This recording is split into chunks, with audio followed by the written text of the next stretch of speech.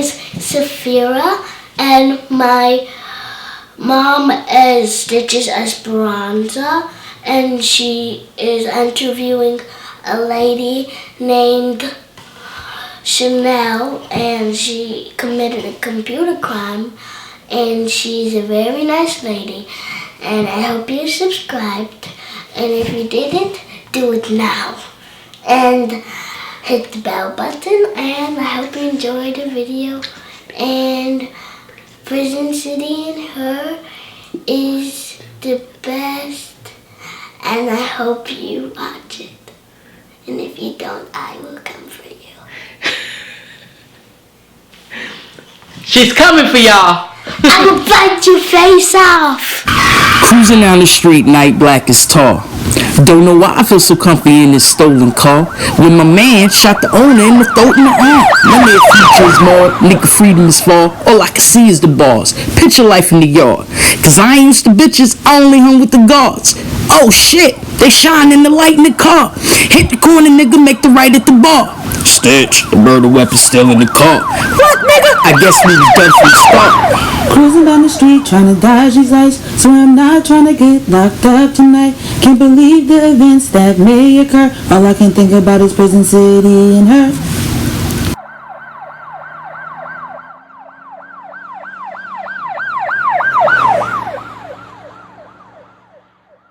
We here live again, Stitches, Prison City and Her. We here to bring the voice to the struggle. I'm here with Chanel. Hey, how y'all doing? And she's going to tell us how it was in the beginning, in the end, and now. So first things first, state your name for the record. My name is Chanel. Is that what we call you? Or you got a nickname? Well, I have like a family nickname. People call me Nelly. Okay. If you know me for a long time, you could call me that. Okay, well, I plan on getting to know you. So. Yes. All right, so first, what was the first time you ever got locked up? Last year. Last So year? my first time getting locked up was last year for this charge that I went to prison for. Wow, did you cry when you first got locked up? Yeah, cause I was in Syracuse, New York. I was at work, and 3 U.S. Marshals came to my job with like the big guns, and I was with a patient, and they were like, "You come with us," and I was like, "Me or her?" And they were like, "You," and I was so scared. I'm thinking it's a joke, and then they pulled me out into the lobby because I worked in a hospital. They pulled me out into the lobby and they said, "We can do this respectfully, or we could do it." I said, "Respectfully, but what is this for?" And he's like, "Larceny," and I'm like, "What? Did I put something on fire?" Like I was so confused, and he was like, "We'll explain more to you. Right now it's an out-of-state warrant, so we don't know much about it, but we'll have somebody go get your things." And they took me outside, no handcuffs. And then when I got to the truck, they then put handcuffs on me, and then they took me to the federal building in Syracuse, New York. Wow. So I was like super scared because I really didn't know what was going on. Wow. At that time. I can't even imagine. It was humiliating. Did you have any indication, like any inkling that something was about to happen? Like, what did you do, if you don't mind me asking? Well, I was accused of theft by deception, money laundering, like a computer crime, all of like a whole bunch of bank stuff because I used to work for a bank. Okay. Yeah. All right. So you kind of knew that it was possible, or you still didn't. Honestly, just no. because you did something doesn't mean you know that something could possibly happen. No, honestly, no. I'm gonna answer honestly. I feel like I innocently committed a crime. Okay. Because the moment that I was arrested or went to court and spoke to my lawyer, I was always honest about my involvement. And that's one thing even the prosecutor said during my sentencing. He said that one thing he could say about me was I was different because I took full responsibility from the time that I walked into the courtroom. Wow. And so even with my attorney was just like, yeah, your truth is your truth, but your truth just ain't going, save you, unfortunately. Let me ask you, what's your since you've been home, what's your biggest fear? Going back. Okay. I've never been, before I went to prison, I was never scared of police. I was never scared of law enforcement. I was driving and a cop car was behind me. They put on these sirens. It wasn't for me. I thought I was about to die. I thought I was about to die. So now I have this sense of like, because I'm home, but I'm on a program called ISP. Okay. It's the Intensive Supervision Program, and what that is certain crimes you could get resentenced by retired judges who feel that maybe you could serve the remainder of your sentence out on the street. So technically, right now I'm still an inmate. So any interaction I have with police officers, any given time I could be sent back to prison to, complete the rest of my sentence. So I have to adhere to like a curfew. Right now I can only be out from 6 a.m. to 6 p.m. I have to do community service. I have to check in on Fridays at a life meeting group. I have to check in with my office on Wednesday. Every day when I come home, I have to call my officer to let her know I'm here. I have to have a house phone. She can pop up to my home at any time. I'm not allowed to gamble, buy a scratch-off ticket. I can't leave the state of New Jersey. You can't buy a scratch-off I can't buy a scratch-off. Wow. So yeah, I can't buy a scratch-off. I can't drink alcohol. You can't, of course you can't use drugs. Yeah. What else? It's a lot of rules. It's a lot of things that you cannot do. But with all those rules, do you still feel like it's worth being? Absolutely. Yeah. Because I wasn't like a bad person. I just, something happened in my life would cause me to go to prison, but I didn't live a certain type of reckless lifestyle that would ever get me. I never thought in a million years that I would even go to prison, go to jail, get arrested. My thing was big. Like, I didn't just get arrested. Like, I got the U.S. Marshals came and picked me up. I made the newspaper. Like, it was spread all around. It was like totally embarrassing and humiliating. So, I never lived like that anyway. So, yeah, I'm thankful to be home. I thank God every day. Even in the midst of what I have to go through right now, I'm willing to do that because it's better being here in the comfort of my home than in prison or in someone's halfway house or something like that.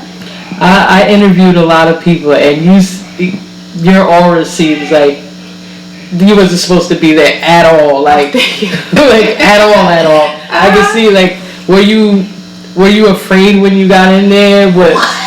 Did people pick on you? Yes. First of all, so when I got arrested originally last year, I had to stay in Syracuse County Jail for a couple days to be extradited. And so that jail in Syracuse is scary. It's like a prison. It is scary. I was so scared. And then when you get to that jail, you have to sit in like solitary confinement for 5 days. Wow. You don't get to leave your cell. You leave your cell for 1 hour out the day. And so then I was transported, had to go to PA. Even though Syracuse is only 3.5 hours away, 3 hours and 45 minutes from here, I had to get transported. I stopped in PA. I did a mugshot there. I had to stay in a prison in PA, and then I came here. So I was just more fear, more jail after more jail, and then I wound up at Bergen County. And Bergen County wasn't that scary. I'm not gonna lie. At Syracuse. So this year when I turned myself in because I fought my case outside for a year. I wasn't as scared to go into Bergen County because I had already been there. But when they came to pick me up for prison, and I walked into reception, what? Oh my goodness. What? It looked like a concentration camp, first of all. Everybody up on their bunks, people look crazy, no offense. I love them girls now, but I was scared to tell them all eyes on you. I came by myself. I didn't know nobody there. I didn't come with nobody. It was very scary. I was scared. I was crying actually in the cell. I was crying because immediately they just start talking to you like you're nothing. Take off your clothes, bend over, open your, what I'm saying? Like they don't even tell you why. No. Go in this room, put your face on this thing. It looked like an electric chair in that room. And then I'm like, what is this? Like, it was very scary. It's even more scarier when you've never done anything. Like for me, unfortunately, I made a career of it, so it was like, okay, over and over and over again, but to speak to you and know that this was like, the first time you got locked up, you went all the way through. Yes. That's crazy. Like, at least I feel like I was prepared, like, oh, it's going to be rougher than this one, this one's going to might be a little bit rougher than that one, but you went all the way through. Yeah. Wow. Okay, so did the girls, you could opt out, but you're a pretty girl. Was the girls trying to make you their girl? One of the first questions that was kind of asked to me, I never forget, the lady said, I forgot what bunk, you're in the first row, the top bunk. She was like, go get the mat and put it over there, but somebody has something on my bunk. So I'm like scared to even say something. I'm like, the lady told me I'm sleeping right here. So then they had to wait to bring me sheets. So I was sitting down on a little metal picnic table and I was trying to act hard, like I remember I had sat backwards and I was like this, And one of the girls peeked from under the bunk and she was like, you scared? And I was like, no, I ain't scared. I'm just tired. And then the other girl gonna be smart. She's like, well, if you tired, go to sleep. And everybody started laughing. I'm like, I'm not that type of tired. Like, I'm mentally drained. And then a girl on top of the bunk, she was like, what's your name? And I told her. And then once I got over, they was like, you like girls? And I was like, no. And they was like, everybody say that. Watch. Wow. If you did like girls, what kind of girls would you like? And I'm like, I'm not answering that question because that sounds like a trick question. Yeah. So it was like that. They thought I was a pretty dyke. Actually, they thought I was a dyke because I had these little twists in my hair. I was trying to protect my hair, and I had like an aggressive tone. They said so. They thought I was a dyke. Yeah. Unfortunately, I got that. It was like, are you in the life? I'm like, I don't know what anybody told you, but I'll probably do like 18 months. It was like, no, are you in the life? I'm like, what do you mean in the life? They said, are you gay? I'm like, oh, I thought the chick was asking me, did I have life? Oh my God. I'm like, I don't know what they told you, miss, but I'm gonna do 18 to 24 months. So the questions be insane. Yeah. Let me ask you this: I like to ask people, like, how was your childhood? Like, what led you in that direction to do whatever it is that you did? Like, I think that going to prison, I found out a lot about myself. I realized that I'm codependent, and that has something to do with my childhood. I have codependency issues, so like I had like a very traumatic childhood. I always felt like neglected as a kid. I grew up poor, got picked on in school. You know, I know what it's like not like to go to sleep with no food, no lights. We had no lights in our apartment. My parents were on drugs. My granny, my other grandma, they did the best they could to like try to raise us, you know, but it was hard. You know, everybody got their own, my aunts and uncles, they had their own children. So I think I grew up searching for like, I don't know, trying to be accepted. And I feel like the old me just 6 months ago, I would never admit this, but I'm going to be totally transparent. I would never have said this, but I'm living in my truth. You have to. Yeah, I feel like I do things to be accepted. You know, and because I never had love, I want to show you so badly that I love you so much so that you can love me so much. So if you tell me to do something for you, I'm going to do it. Mm-hmm. I'm going to do it. I tell people that I've loved, I love you so much, I'll give you my heart. But if I give you my heart, I'll die. But I'm willing to do that. Yeah. So I think that's what it was. I think just like my child, I'm not trying to blame everything on like that, but it stems from that and not getting help for it, or kind of like brushing it off like under the rug, and thinking that's acceptable when it's not. You know, I should make decisions on my own. A lot of the bad decisions that I've made was based off of somebody else, and that's never good. No. That's never good. I can definitely relate to what you're saying, because I came from a family of 10, and 10 kids my mother had, all 1 year apart. So to say that the love was short and not given out to everybody, only a couple people gonna get a little love, because it's just too many of you. And then you go out there and you try to search for love in other people, when if you don't love yourself, they're not gonna love you either. And I had to find that out the hard way. You know, every charge I ever caught, just like you, I'm not going to say it was the other person, but I was influenced by the other person. Like, everybody used to always be like, Stitch, how you got a co-defendant, they get locked up too? Yeah. I'm like, I don't know. They'd be like, they telling. I'm like, nah, they probably not telling. I mean, they'd be like, but how did you go to jail and your co-defendant didn't go to jail? And all my charges, my co-defendant went home. Wow. So it just goes to show that, and I think women in general, even though you said you would have never said that months ago. Yeah. Prison gives you a chance to sit down and think and figure out what it is and how you went wrong. And I bet you most women, like, you'll admit it, and it took me a very, very long time to admit it, but most women are looking for love in other people.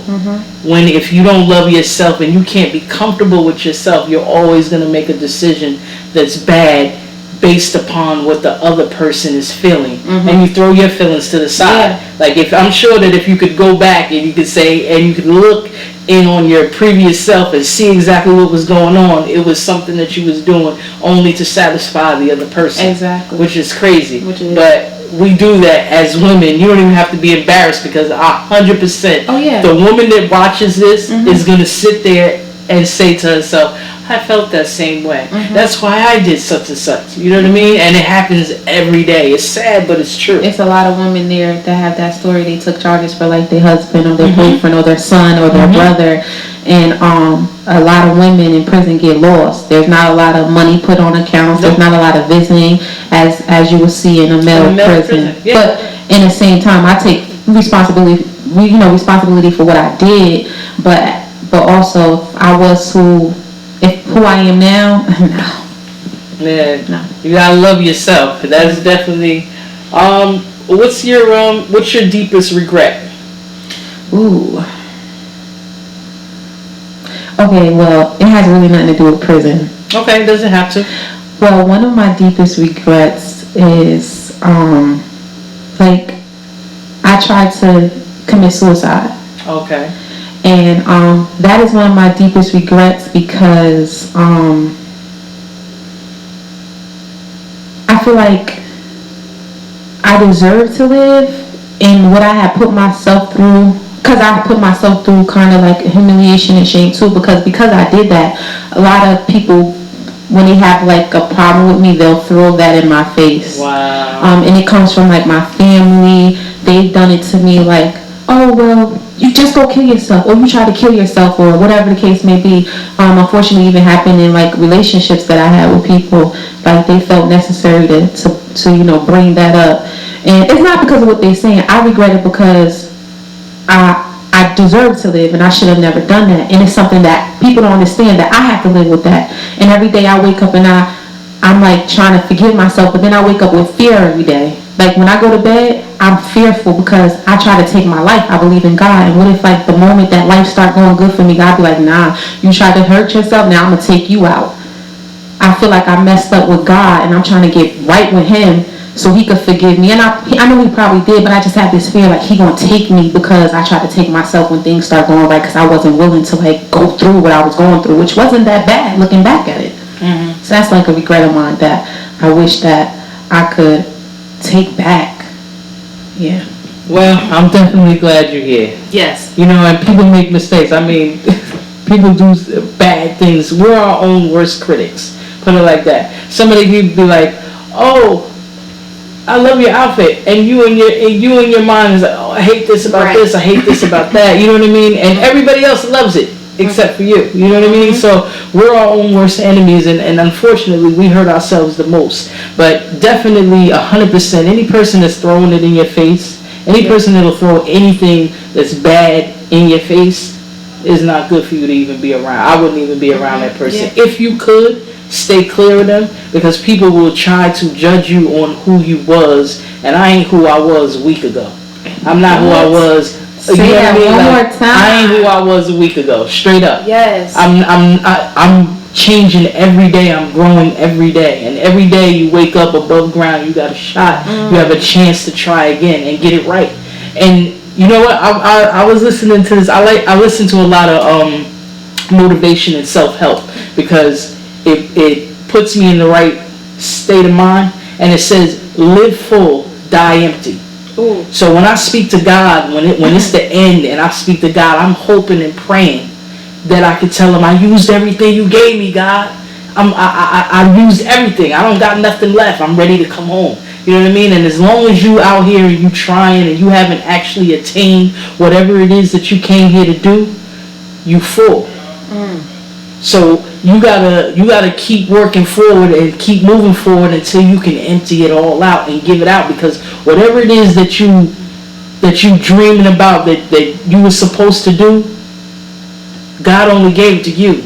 Yes. Nobody else can rewrite your story. Yes. Like if you writing a book, or you writing a play, or you got anything, like even this show that I'm doing right now, can't nobody bring it across better than me, because God gave me this. You know what I mean? And he put you in a situation where we was able to meet so that we can do this together. Yeah. Like this interview I could never do with somebody else. You know what I mean? Yes. So anytime you're around people and they try to bring you back to where you was, like I got a million things I could say that I wish I didn't do.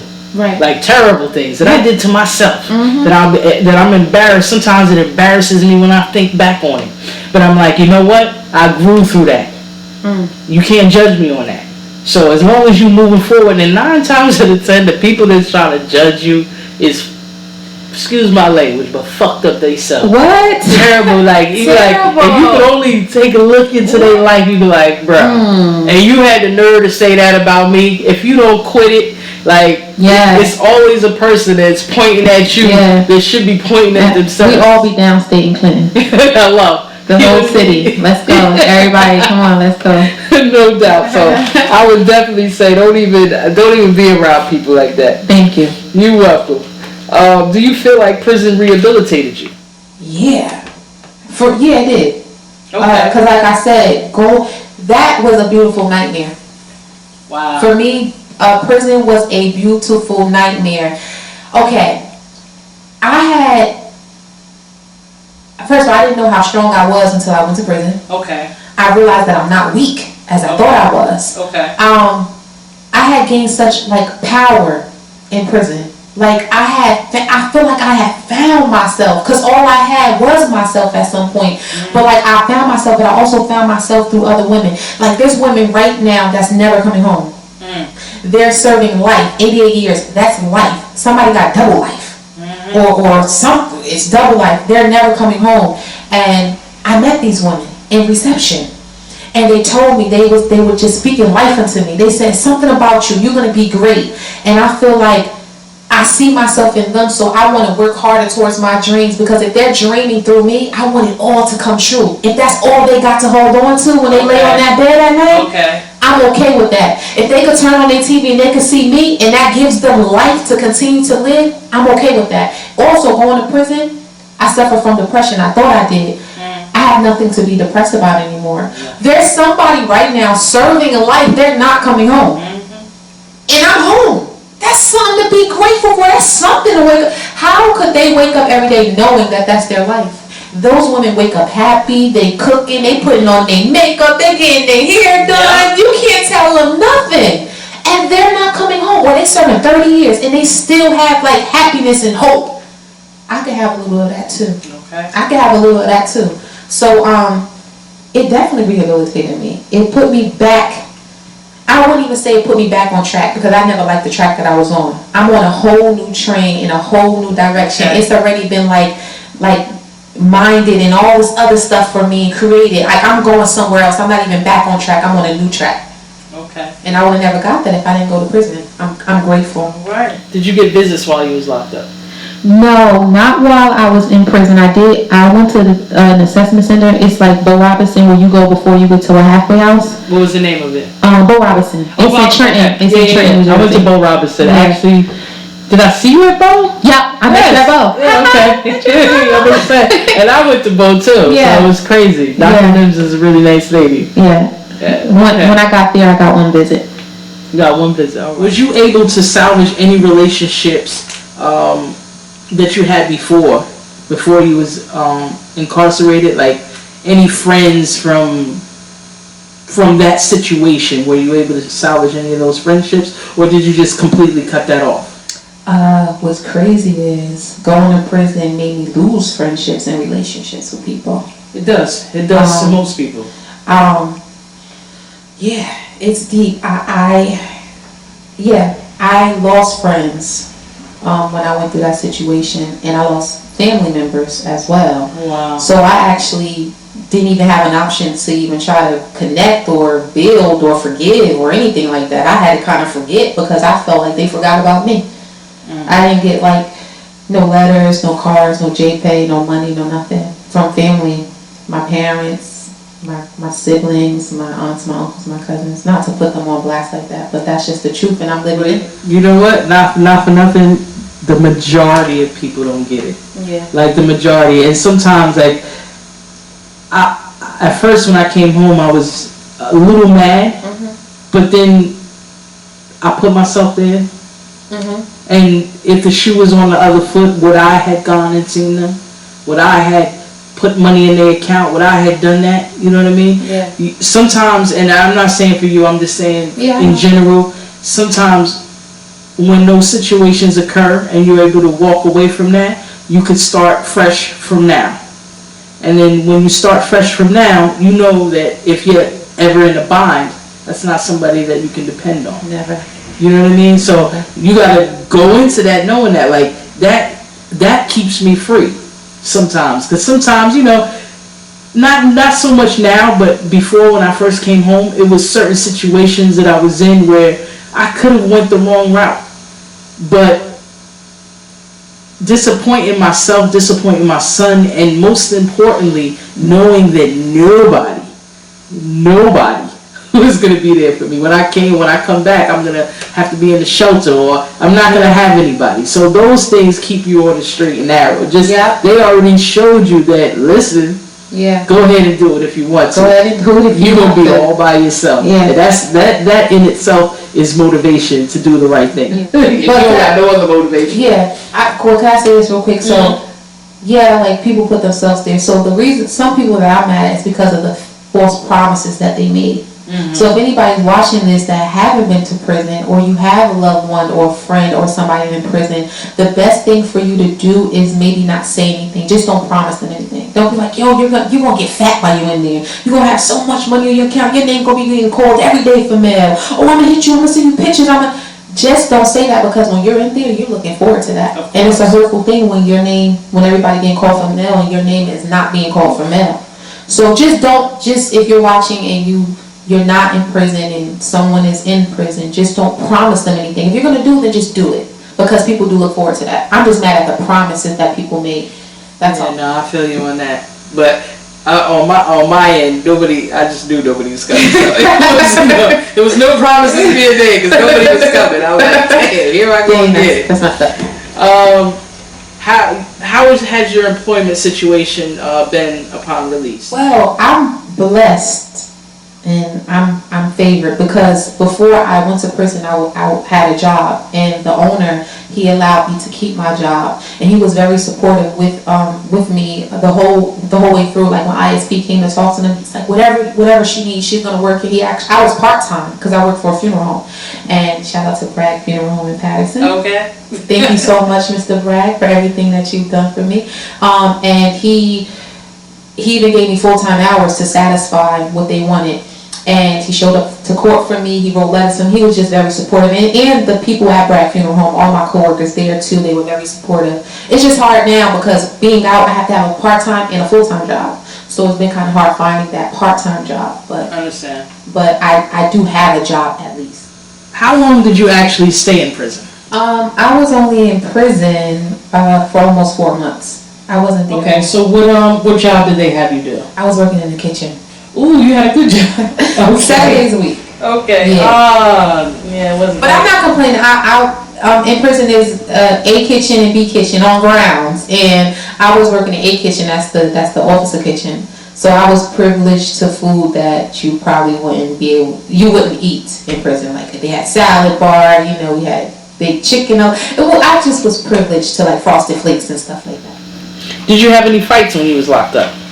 Yeah, I did. You had a fight? You don't seem like you would have had a fight. Wow. It was really not a fight. I got just beat up. That's basically what happened. What happened? You were so honest. It's like, what's so crazy? I'm kind of like scared to say, because, I'm still on this program and I'm still an inmate. And like, what if I have to go back? Well, I ain't going to go back, because I'm not going to do nothing to go back. Basically, with the question you asked me earlier about gay stuff and lesbian stuff, it was over. Started working in the kitchen, got to grounds. Started working in the kitchen. I never spoke while I was there, because I was afraid to speak to people. I was in my own thing. I was in my own head, and went to the kitchen. 2 of the girls had to train the 2 new girls. I didn't even say nothing to the girl that's in question. I was sitting at the table by myself. She was asking the girl that was with me questions about me. I wasn't even talking to her. Then after a while, it got warmed up. I started being like, they asked where you from, where I'm from. So I said, well, where are you from? I thought that was normal in a conversation. Whatever. Left, I was so happy. I'm like, work is going to be fine. Prison is not that bad. Yeah, later on that night I go in the shower, and while I'm taking my clothes off, a girl comes in the shower and she's like, "Excuse me, your name's Chanel?" And I'm like, "Yeah." She's like, "Yeah, I need to talk to you." But I felt threatened because I'm half naked. She coming in the shower. I'm scared. Like, what's going on? She coming at me aggressive. I put my clothes back on. I find her and I'm like, "Hey, what's up? What's going on?" She like, "Yeah, that girl that you was laughing and smiling in her face with, that's my girlfriend, and I beat bees the F up." So I said, "What?" So I'm confused because I know I wasn't laughing and smiling in any girl's face. And I'm like, "What are you talking about?" I said, "But you know what? It's okay because I'm not gay." So I thought that was going to like dead the whole situation, but it didn't dead the situation. She kept going on because she obviously wanted me to be gay or whatever the case may be. And it escalated to that night in the shower. So she came in the shower to fight you? Yeah. Yeah. Wow. Yeah. That's extra. And I'm not gonna lie again. When I learned the reception that there's no self-defense in prison, so if somebody hits me and I hit them back, we both go to lock. So I said, anybody that want to fight me, they gonna be stupid because they going to lock by themselves. I'm balling up like they told me to ball up, and that's what I did. So when I tell the sergeant that I got beat up, they pull me, they take me to the Max Hospital, they do a body assessment on me, but I don't have marks on my face, it's just on my body. So they're like, "Okay, so we're gonna put you in lock." I said, "Lock?" Because he said that's PC, protective custody. I said, "But why do I have to go to lock if I'm the one that something happened?" "Oh, because people do this all the time, they just lie because they don't want to be in a cottage, they want to get to their girlfriend, they want to do this. We've seen this all before." I'm like, "But that's not what I'm doing." So I had to take back my story. I had to sign all these papers saying that I'm not threatened, nothing happened, none of this happened. And then I had to wait now for the lieutenant to come to look at my story and believe it and say, "Okay, I'm not going to put you in lock," because now it's like I still could go to lock. So they didn't put me in lock. They wound up bringing me back to my cottage. But I wound up speaking to those same girls who did that to me, all of them. They ended up talking to me. So they jumped you? Yeah, they jumped me. And I wound up speaking to, well, not all of them because they didn't all stay in the cottage that I was in. Mm-hmm. But at work, they wind up talking to me after a few weeks later. The girl that approached me started talking to me out like nothing ever happened. Wow, that's crazy. Damn. Okay. Yeah.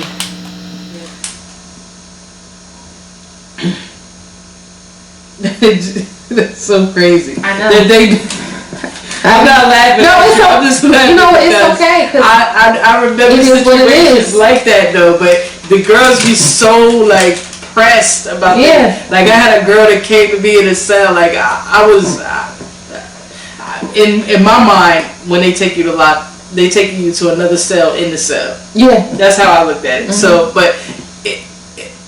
Girls were like, "You're looking at my girlfriend. Look at your ass out of here." But I understand exactly what you're saying because it happened to me. Like, you're looking at my girl. Yeah. Like, girl. So, after that day, I really didn't talk. I didn't talk. Because one minute they said I was a pretty dyke, but then the girl that she was accusing me of, it looks like a boy. So I was confused, like, huh? So after that, I remember had to wait on the porch. A girl had came from Max to Grounds. She was a dyke. I didn't even want to talk. I didn't look at her, talk to her. I'm like, I'm pretty sure this girl got a girlfriend. I don't want nobody ever thinking. I got so scared. But people knew what happened to me, so they would come to me like, "Now you good? My girl don't come like that." You know what I'm saying? Whatever. So it was fine. After that, I didn't have any problems because after that situation, people started to see me. I knew they felt bad for what they did. Yeah. And so they never had to ask for my forgiveness because I said it to one of the girls there. She said she had a conversation with the girl who started this, and she's like, I feel bad because I know she's not that type of person. Like I kept telling her, I'm married, I got a husband, even though I'm married, I got a husband, and I don't want you, whatever. And I knew that was her way of apologizing to me, so I just let it go. I felt like they had to be there way longer than I had to be there, and if that's what they got to do to get by, I would never talk to your girlfriend again. Wow. That's crazy. Yeah.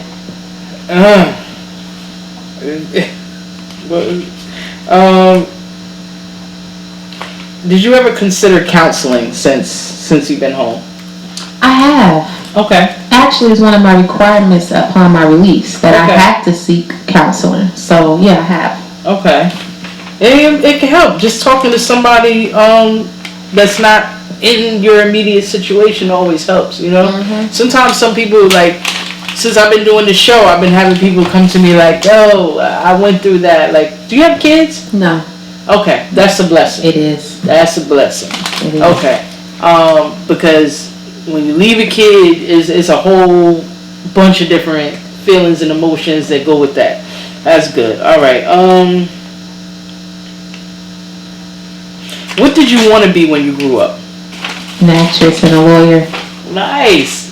Okay. Yeah. Did you ever go to school for like law or acting? No, so after high school I went to the military. So I joined the Army. And I figured I let somebody talk me out of being a lawyer, but I wasn't going to go to college anyway, so it didn't matter. But I figured as an actress I could play a lawyer on TV. There you go. Law and order. There you go. Hey, law and order. Hello. I feel you on that. Okay, how was the military? How did you like that? It was great. Actually, I'm thankful to the military because those officers in Clinton reminded me of drill sergeants. So how everybody was like, they going through my stuff. You know, you get those raids. I was used to that from being in basic training. They treated you just like that in basic training. The only difference is I chose to go there. You know, I said, yes, take me. That, I didn't necessarily tell them to take me there. I didn't want to go to prison. But, yeah, so for me, it helped me. You know what? Going back to what you originally said, like, you not fighting them back or whatever. That's not to say that you couldn't defend yourself. You chose not to. I chose not to because I was looking at my friend. I was scared. It take a lot to do that. Yeah, it would have messed up my ISP. You go to for fight, it's 180 days in lock. You could mess up your parole. Yeah, but you had in situations like that, it shit just happens. You actually had the mind to think while something was like, who could do that? Like, that's amazing to me that you was able to think. Yeah, I had regrets too. I was mad as hell when I found out how they did what they did. Like they in the shop. I'm like but then I'm like no. I knew what was about to happen. I felt it. I felt it. After they kept waiting, I felt it.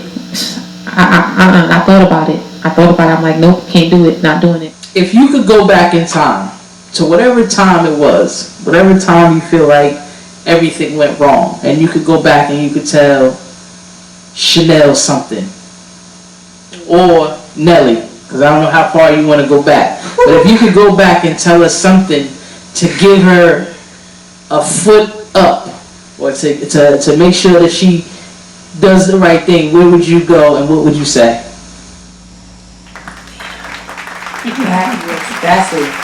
That's an amazing question. Thank you. I love amazing questions. Ooh, that's a hard question. All right. I think that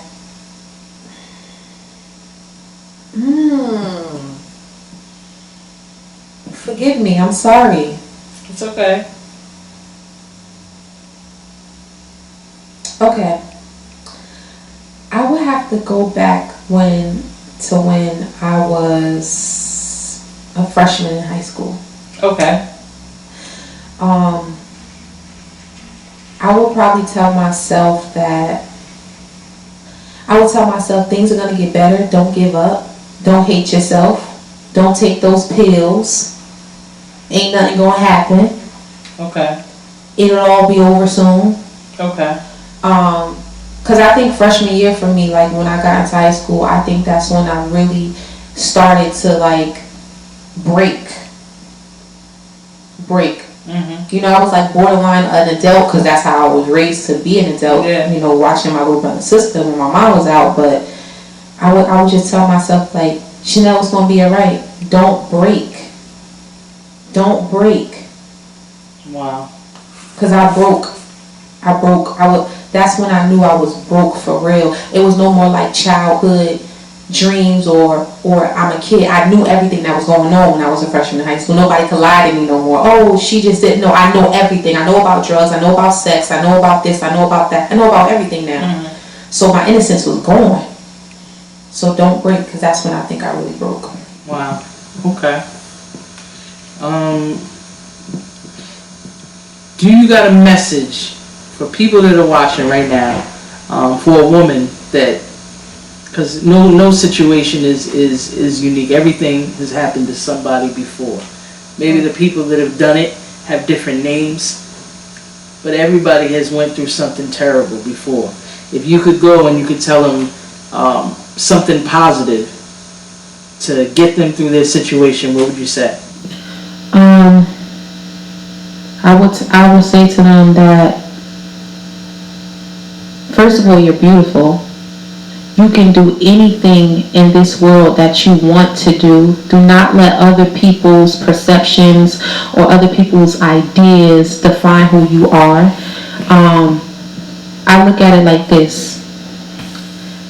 You are the perfect definition to words that haven't even been created yet. Follow me on that. Create your own unique definition for you. It's in the making. So that's what I would tell them. Okay.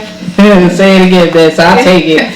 Thank you. I like how you started with "you are beautiful." You know, sometimes it is crazy that the only positive affirmations that people hear throughout the day is the ones that they tell themselves. What? And we are the worst to ourselves.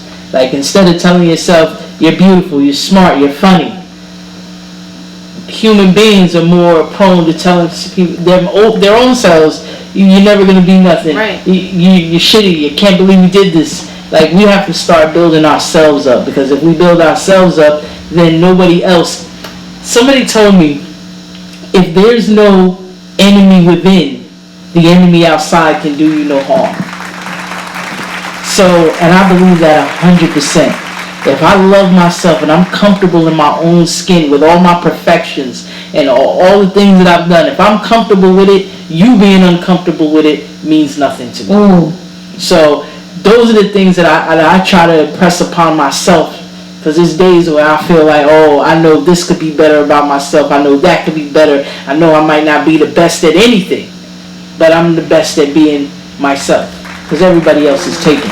You know what I mean? You can only be everybody else is taken. So I'm the best at being that. Everybody else is taken. Everybody else is taken. So if you like yourself, you straight. Yes. You know what I mean? As long as, and I'm like, people are like, oh, I don't like that about you. That's cool. I like it though. Yes. You know what I mean? What does it matter how you feel? Yes. So I think that women, as long as women have that inside of them, because we're the nurturers. We're the people that create and take care of. You know, that's why we always find ourselves on the short end of the stick, because we're out there trying to love hurt people.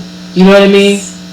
And the worst thing you could do is try to fix a broken person. As a matter of fact, look how hard it was to fix yourself. I always be saying that, like, bro, I can't fix you. It took me, I'm still broken. I'm still trying to put myself back together. So it's impossible for me to help you, for me to fix you. And glue don't work. No, it doesn't. Build a bear, you never get the right pieces. No. It's like, it's not the right stuff. So, yeah. Alright. Did you find God while you were incarcerated? Thankfully for me, I already had him. God bless. And I pay that to my granny. Bless her soul. I had God, and God got me through that whole situation. Yeah. I actually, when I got to prison, I started to read the Bible from the beginning. I read it like a novel. I wouldn't pick up no other book. Like, everybody like, oh, I wanted to read like the little books and stuff like that, but I'm like, nah, I'm gonna just focus on the Bible. And I read, like, I got all the way, almost finished with the Old Testament. And I'm kind of disappointed in myself, because now when I came home, I haven't did the same thing that I used to do in prison. But you had a lot of time. Yeah, I had a lot of time. You had a lot of time on your hands. I got more connected with God, though, while I was there. I believe that I have asked you everything. Oh, alright. So, forget about the notebook. I always wanted to know, like, what are some of the things that you saw in prison that made you think these are some crafty people? Like, I can't believe they were capable of doing this much stuff with this little thing. Ooh, I seen some things. Yeah. I and I can't say what I've really seen, but they know. If you've been there, you know what I mean when I say I've seen some things, some intimate things. Yeah, I've seen some intimate things. Yeah, I've seen. And when I say the level of the thought you have to put into that, how you, oh my gosh, it's just so crazy. But one time I had like baked macaroni and cheese and salmon cakes and fried chicken in the microwave. Fried chicken? Yeah, fried chicken in the microwave. Somebody had flour, they put it on the chicken. Well, this is how they told me. They had some eggs, they put it in the microwave for a certain amount. It tasted like fried chicken. Even the little salmon patties, they tasted fried. The baked macaroni and cheese looked like baked macaroni and cheese. I'm not lying to you. So just like with the food alone was like very crafty. And like a whole bunch of other stuff. Like I see how like the girls, they take their uniforms, they make like little Nike signs, like even little stuff like that. Look like they had, you get in trouble for that, but they, you know, so they take their you get your robe, the other girls take it and they make boxers out of the robes. Very interesting stuff. I've seen a lot of pretty crafty things in there. I used to always think, they used to, and when I came home, I literally wore it for like the first year. People were like, what the fuck are you? I would, they would make sports bras. And when I came home, I felt like it was the best bra ever. Because you know how they made the sports bra, right? Yeah. Yeah, it just was like, wow. It's amazing. And I would buy 2 of the same drawers, so I would have matching sets for the first year. And then somebody's like, yo, can you stop? Can you stop? You're not in prison. I know. Do you find yourself doing little things that you might have done in there that... Yeah, like I don't want to let go of my prison bra because it was like the best bra once I found a good one. And like it's these chips, the Moon Lodge hot barbecue chips. I actually went on Amazon to look for them because I want them so. Those are my favorite chips. Yeah, so sometimes I find myself doing like waking up early. I can't even sleep anymore. That you're gonna. I'm waking up like at 4:45 in the morning, 5 o'clock in the morning. I'm wanting to go to sleep now because I'm used to like winding down right now. Yeah. So yes, a lot of stuff that I do that I did in prison. I still eat one-ons. I don't know if you know what a one-on is. No, what is a one-on? A one-on is where you get the oodles and noodles and you put tuna fish in it and you put mayonnaise. They call it a hookup now. Oh, okay. We used to call it a one-on. Yeah, but I still eat those. I had one like a couple of days ago. I literally still eat those. I'm eating oodles and noodles right now. Yeah, I'm chilling. I'm like content. Like peanut butter and jelly sandwiches, everything. Yeah, Well, we are winding down Prison City and Her. This was an amazing interview. I really appreciate you. Thank you for having me. Thank you for allowing me to come. I know it took all day, but it was definitely. I feel like you was very, very sincere and honest. And sometimes when you're doing interviews, people are afraid to say what they were due to embarrassment or how they felt. And I feel like this is one of the most sincere interviews that I've done as of late. So I really appreciate it. And I wanna come back and interview you again after you've had more time home to see exactly where you went. I'm happy, real quick, I'm happy you said the embarrassing thing because I used to be so embarrassed for so long. Like I was scared to come home because I was scared to show my face. I was scared of, because people dogged me for a whole year, and now I went to prison. I was so terrified, but I wrote this motto I have for myself, and it says, I have no time to be embarrassed about my life because my life story will save lives. Wow. So all I got is honesty. Don't ask me a question because I might just tell you the truth. Ooh, that's how real it is. I like that. Thank you, Chanel.